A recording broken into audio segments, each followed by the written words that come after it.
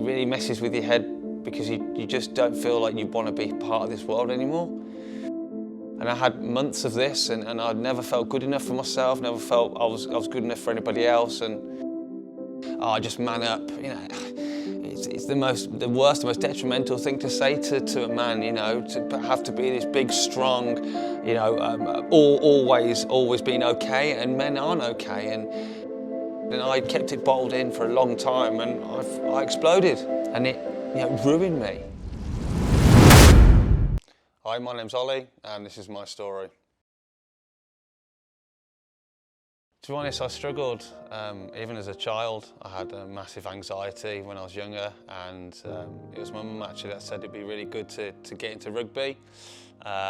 Being brought up with three brothers, we were quite active, not aggressive, just, you know, obviously being in the same house together could be quite stressful, but as I grew up I wasn't very confident, and I really struggled with you know, social situations, and my anxiety really played a massive part in this.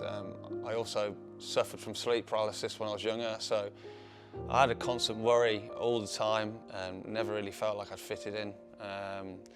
And yeah, you know, when you're young and that sort of age, mental health wasn't really picked up as a young child, and going through school and that, you know, it was a battle to be, you know, be wanted and to be part of that group, that team, and, you know, be popular, etc. And you have all these stresses on life, and yeah, it kind of just got worse as I got older. And then about 8 years ago, I lost my auntie to cancer, and unfortunately my brother had cancer and he got past it. Unfortunately my auntie passed away, but it kind of turned me. It started turning me very bitter and not enjoying the world, and getting quite an angry person. And then I lost my job, my marriage deteriorated, and I started to really get, not aggressive, but I'd snap occasionally, and it really suffered. But I didn't think, the thing was, you know, playing rugby and, you know, being part of like a group, and you know, you're not supposed to, you know, you don't really talk. Well, unfortunately, you didn't talk back then, and I didn't speak to anybody, and it really made me suffer. So I ended up, my last relationship back in June went very sour, and I won't go into it too much, but I ended up leaving the house, leaving my ex, leaving my dog. Well, I was suicidal after that point, and, you know, I really struggled to talk to anybody. But I needed to start talking to somebody, so I started talking to a counsellor about my anger management and my anxiety, because it always keeps that panic up, and I found talking to it and expressing myself to someone who's impartial. You know, it's great to speak to family and friends, but to speak to a counsellor really helped me to start controlling my mental state and getting myself into a better, happy place. And I don't have a counsellor anymore, but I do speak to my friends and family when I need to. And yeah, you know, I'd be driving back from work, and I'd want to drive into a wall. And I had months of this, and I'd never felt good enough for myself, never felt I was good enough for anybody else. And yeah, you know, when you think about killing yourself, it's not a nice. It really messes with your head because you just don't feel like you want to be part of this world anymore, and you don't belong, and it's a very shocking, scaring part of my life that I've hopefully got behind me now. And yeah, so that's how it affected me. But like I said, I talk to people now. You know, if you've got friends, family, it's always good to speak up.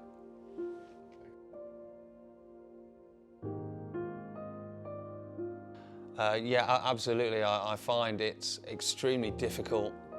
Well, not I used to find it very difficult to speak to people, but in this day and age, you know, you hear this, oh, just man up. You know, it's the worst, the most detrimental thing to say to a man. You know, to have to be this big, strong, you know, always being okay, and men aren't okay, and you know. You know, there's friends that have gone, and family, and also, you know, I know of another friend who, you know, nearly killed himself a couple of months ago, and it's a massive stigma among men of having to have this hard persona when we're not. We've all got feelings. We've all got our own problems. We've all got, issues that we've been through and stuff that hasn't been sorted out in the past, or you've had a family member go, you've lost a job, or you're just not having a good time in life, you're not happy, and you need it's definitely worth speaking to someone, because it's just going to tear you up inside. And I kept it bottled in for a long time, and I exploded, and it ruined me. And talking to someone really helped. So yeah, I think it's really important to speak up, especially as me. Everybody needs to speak up if they're having any problems, because just talking to somebody can really help and change your day, change your evening, and having that different perspective from somebody else can really help.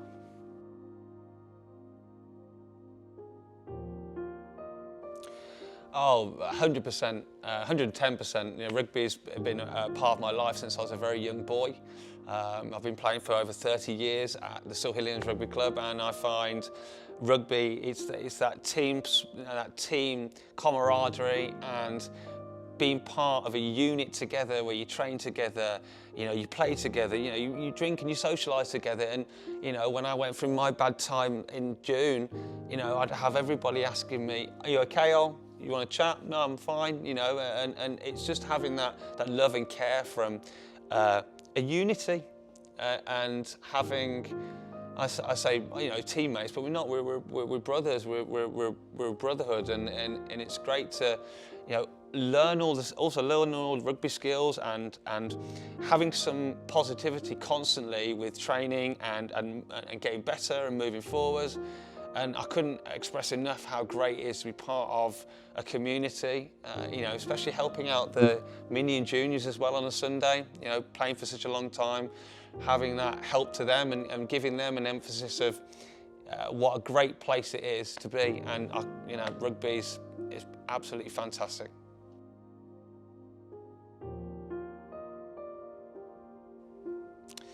That's a difficult question to answer, because some days I'm rock bottom, some days I'm higher than a kite. So it's really perspective, how you see happiness, and you need to find things to do to make yourself happy. If you like going walking to clear your head, I do that most nights to reset my brain so I'm ready for the next day. If you like to go cycling, if you like to go out and see friends, go do it. Do the things that make you happy, and get rid of toxic people in your life. If you've got friends or whoever who aren't making you happy or don't give anything positive to your life, get rid of them, because your happiness is the most important thing. And like I said, men need to talk, and the more talking you do, the happier you'll be.